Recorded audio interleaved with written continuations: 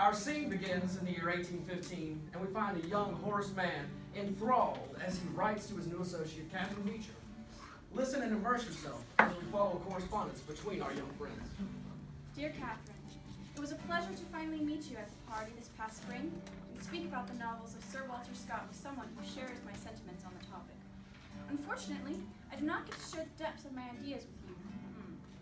But I'm sure you will learn of them in time as we correspond. I was surprised to see your involvement in such a male-dominated field, and I'm excited to hear more. Sincerely, Horace. Dear Horace, it would have been impossible for me to hold in my thoughts on this, simply because I am filled with discontentment with the current education system. This androcentric system does not encourage the prevalence of female educators, even though they are best suited for the role. Women, whatever are her relations in life, is necessarily the guardian of the nursery, the companion of childhood, and the constant model of imitation. This is the very reason that determined my education as a young girl. I was subject to learning how to become a good wife instead of experiencing higher learning through the classical arts. Do you believe that the system of educating young girls we have now is the path that America needs to follow? I would greatly appreciate your thoughts on these issues. Sincerely, Catherine. Dear Catherine, Now, some time has passed between the sending of Mr. Beecher's letter and the response of Mr. Mann. Enriched by her ideas and desire for change, Horace finds himself writing, performing, conducting an excruciating amount of research as he becomes drawn to the reformation of education system. Dear Catherine, it truly is a devastation that this type of inequality is forced upon women throughout their entire lives. Education for all, especially for young girls, needs to be reformed to include the classical arts. Unfortunately, many of our teachers are not dedicated to such subjects, but others in the world are. For example, in Prussia, the local government is concerned not only with presenting algebra and philosophy, but also the upbringing of a model teacher, unlike our country. Their teachers enjoy the privilege of solitary living, allowing educators to preserve their dignity in the classroom. They were guaranteed a living wage and appropriate teaching conditions. I aspire to implement these living and teaching conditions for educators in America someday soon. Sincerely, Horace. Dear Horace, I'm so excited I just can't hide it.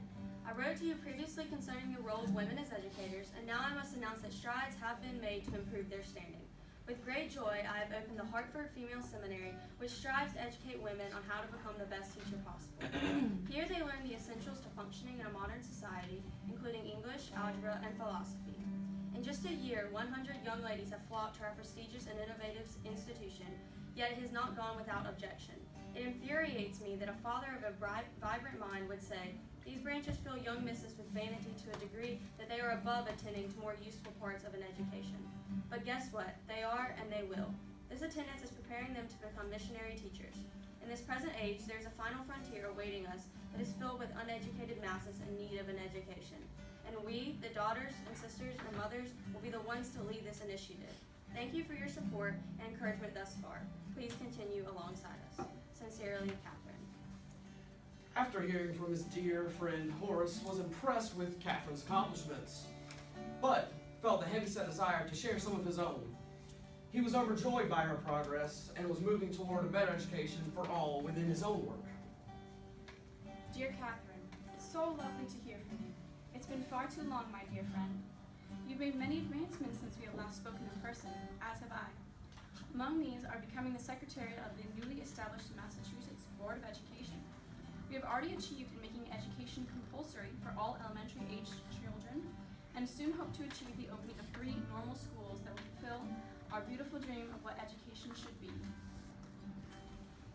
Let us not be content to wait and see what will happen, but give us the determination to make the right things happen.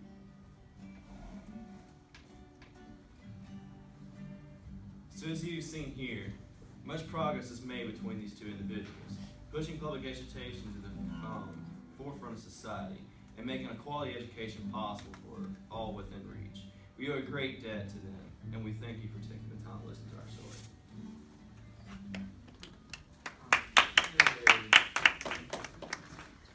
So what are some controversial ideas you saw Catherine and Horace discuss in their letters? The lack of female teachers.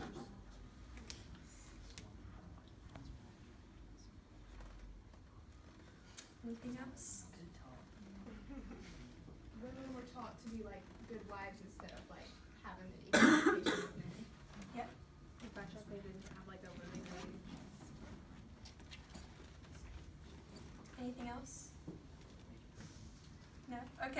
Well, those were definitely some of the ideas that we saw them discuss. As you guys said, education for girls was focused on making them good wives. And that was at the Litchfield Academy for Girls that Catherine attended. Education was also like solely rooted in religion, and we see that where Catherine's father is a famous Calvinist, and she attended, so she grew up with religion being the sole basis for everything. At the time, many did not want women to become educators because of their traditional role as wives. As you guys pointed out, they were taught, starting from a very young age, that they were meant to be wives in the household and that they weren't supposed to go out and make a living. But Catherine wanted to change that. For many, the danger and risk of going out west to educate children outweighed the benefits. 21 of the teachers who were dispatched died because of the primitive conditions. Many teachers were not dedicated to educating their students. I cannot read that. Nor do they have the proper training to adequately teach. Teachers were often boarded by the families of children that they taught, or might have not even gone to college, so they really weren't qualified to be teaching students at all and weren't making anything to be able to live. So, the end.